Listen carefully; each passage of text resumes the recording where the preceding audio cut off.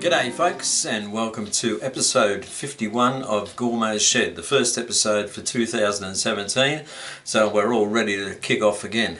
And as you can see, there's been a few changes in the look of Gormo's Shed, the new titles for a start, so we'll see how that goes.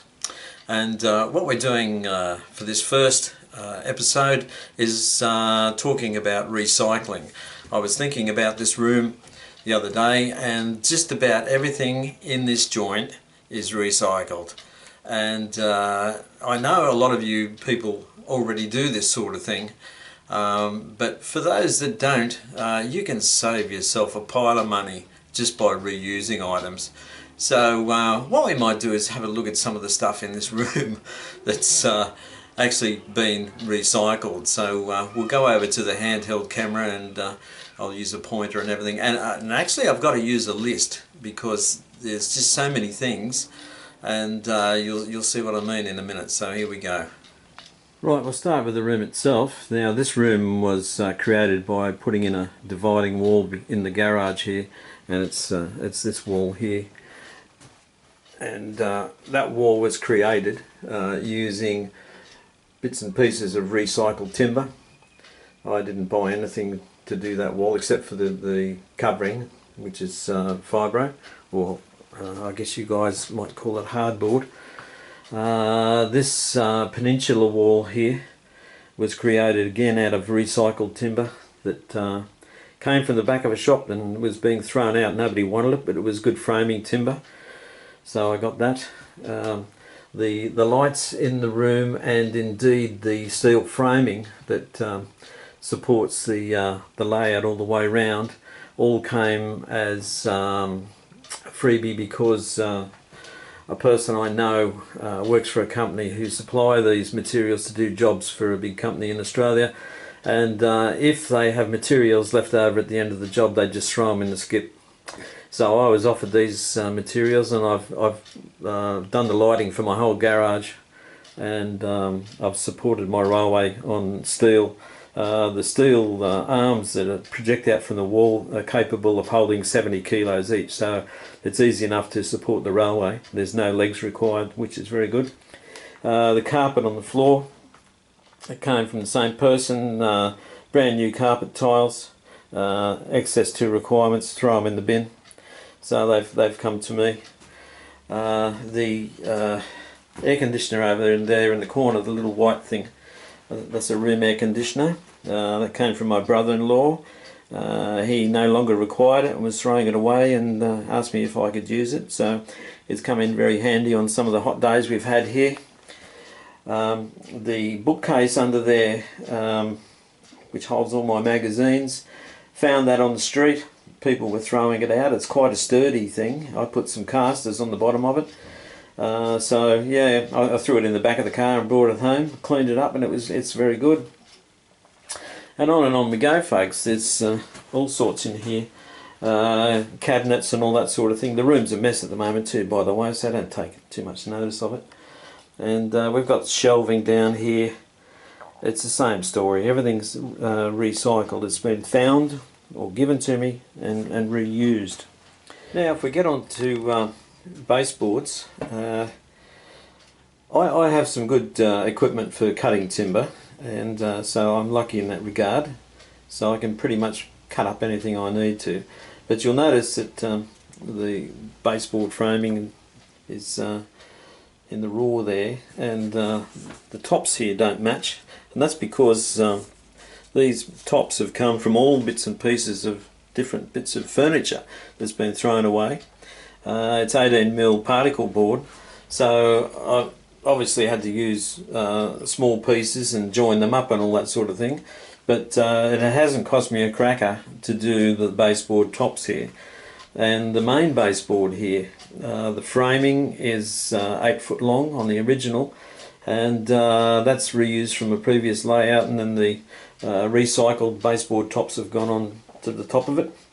Now it looks a bit of a mess, but then when you actually get round to this stage here where I am at the moment, where scenery's going on top of it, you'd never know. You would never know.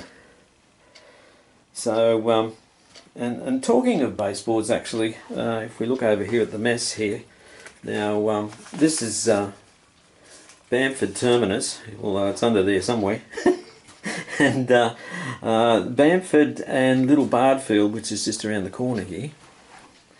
Little Bardfield here.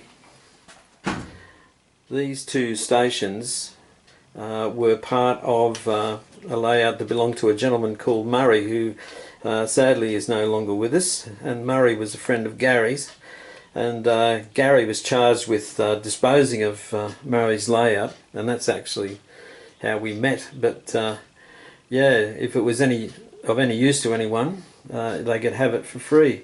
And it was actually set out pretty much the way that I was doing my track plan, and I thought this will slot straight in. So that's a reused layout that's been used here.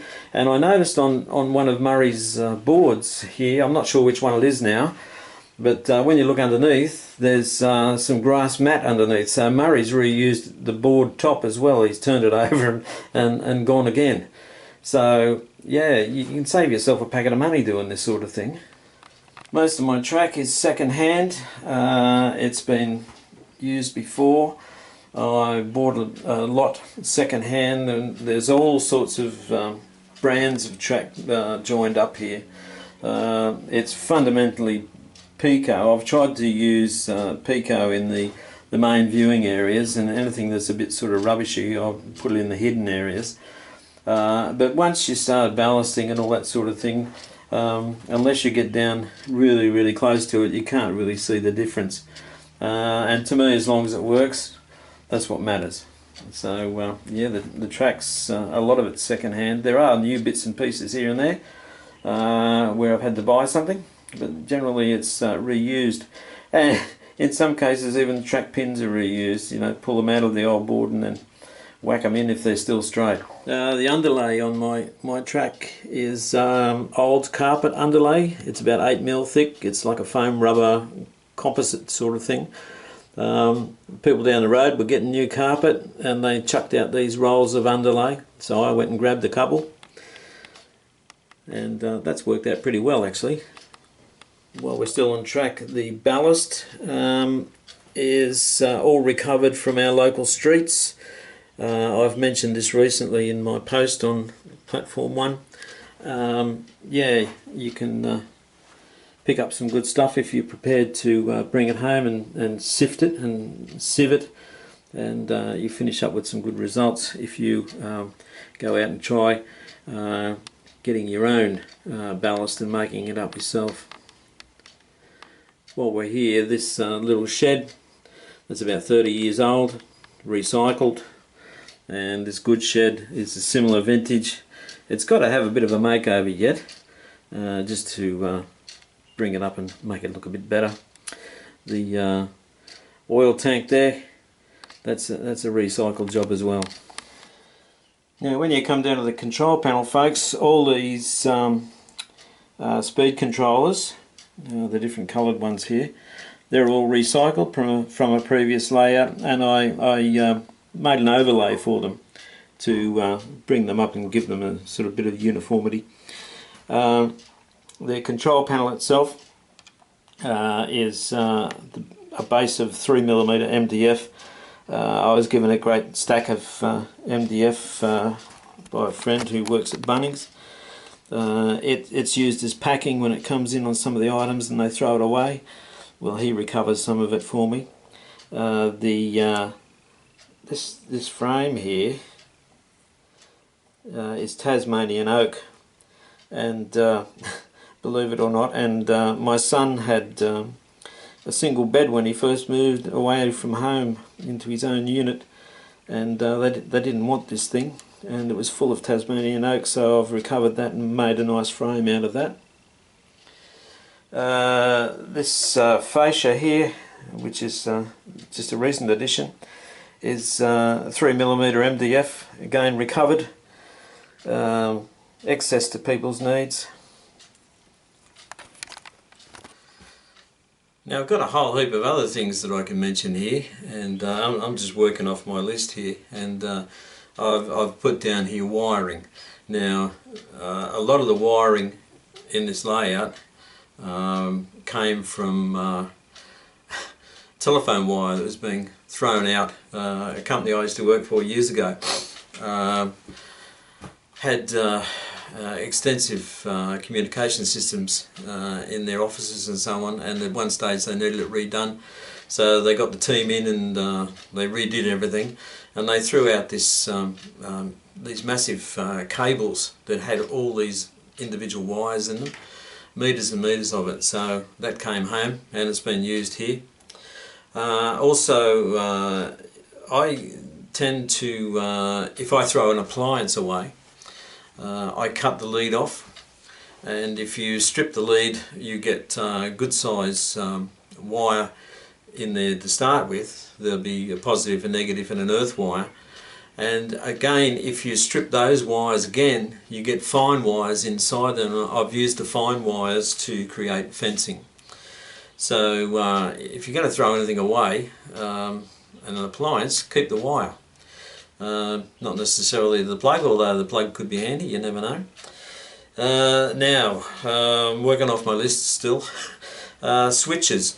I've recycled a lot of the switches for the control panels here. They came from a previous layout, but anything else that I needed, and there was quite a few, anything else I needed, unfortunately I didn't buy them here in Australia. I was buying them on eBay from China, and I was getting them delivered post-free for 10% of the cost of the equivalent switch here in Australia. So, I mean, I'd rather buy Australian, but what are you going to do? You know, I haven't got a fortune to spend on this railway, so 10 switches for the price of one, you can't really beat that. So a lot of my switches came from China. What else have I got here? Let's see. When we get down to other things, we're looking at some things that can be used. I've used wire coat hangers. Wire coat hangers make all the connecting rods for my manual point system here. Now, you think, well, big deal, it's only wire. Well, I went to the Salvation Army and I bought a whole bundle of wire coat hangers. There must have been about 50 or 60 of them for $2. And you just cut them up, straighten them out, and use them for your rods and all that sort of thing. Cardboard boxes. I use. I've actually stopped collecting cardboard for the moment. I've got quite a bit, but corrugated cardboard is very good for building up layers if you need to build up your ground level for any reason. And cereal box card. I know a lot of you people already do this sort of thing, but cardboard boxes are very usable. And you can create buildings. You can laminate cereal box card to bring it up to 2 millimeters thick or whatever. You can make it whatever thickness you want. Very handy items. Foam rubber. Now you might see an old lounge suite or something thrown away. It's probably got foam rubber in the cushions. Pull the foam rubber out. I've used it to make bushes and hedges, all that sort of thing. You can cut it up into thin strips to make a hedge. You can also put it through a kitchen grater or a coffee grinder to make your own flocking. That's a bit of a process. You have to colour it up first and obviously let it dry out, but yeah, that's something else that can be used. Foam rubber. Still working off my list here, folks. Wire, say garden wire, any sort of stiff wire, not necessarily electrical wire, but you need something with a bit of rigidity to it. You can use those for downpipes, all sorts of piping and all that sort of thing on models. As you know, if you're following my channel, umbrella struts, I've used umbrella struts as guttering. Yes, the list goes on. Rivets for chimney pots, that's another one. There's so many different size rivets, you're bound to find one that suits. Now, polystyrene. How many times have you seen polystyrene packaging thrown out and put in the bin? Well, folks, under my scenery is polystyrene. I've got a whole stack of it up in the roof here, just behind the train room here. And you know, occasionally you may be walking around and you'll see a polystyrene box and you think, yeah, I can make a hill out of that. So it's also very handy if you get some flat pieces, if you're modelling trees, or even if you're painting something that needs to be stood up or held individually for a while. Just poke it into the polystyrene and you can work on it quite effectively. If the polystyrene's stuffed when you finish, just throw it away. It costs you nothing anyway. Old carpet underlay. Some of you folks might be a bit too young to remember some of the old carpet underlay, which was a fibrous material, almost like a matting, but it pulls apart very easily. It's a combination of fibres and some sort of Hessian system, and when you pull it apart and tease it, when you pull it apart and tease it, it looks a bit like dried grass stumps and that sort of thing, so that's a usable thing. I got a sheet of that from down the road. Somebody was working on their house and threw it out. What else is on the list here? Storage, yeah. If you're throwing out that bedside cabinet or plastic boxes, anything like that, they're all very handy for storage if you can use them. I mean, don't go overboard, but they can be very handy. Next thing on my list is biscuit containers. Biscuits, cakes, some veggies. They come in little plastic cases, very soft. They're ideal for putting some paint in and mixing paint. You could even put small bits and pieces in it if you're working on a model. When you finish with it, throw it away if you want. At least you've got another use out of it. You're saving the environment a bit here, folks. Buildings and accessories. I've sort of mentioned this just earlier, but any old buildings that you've got and you think, well, they don't look up to scratch. I mean, a coat of paint sometimes and a bit of a makeover with some brick paper or whatever can bring them back to life. And yeah, these things can have a second life actually, and they can come up quite well.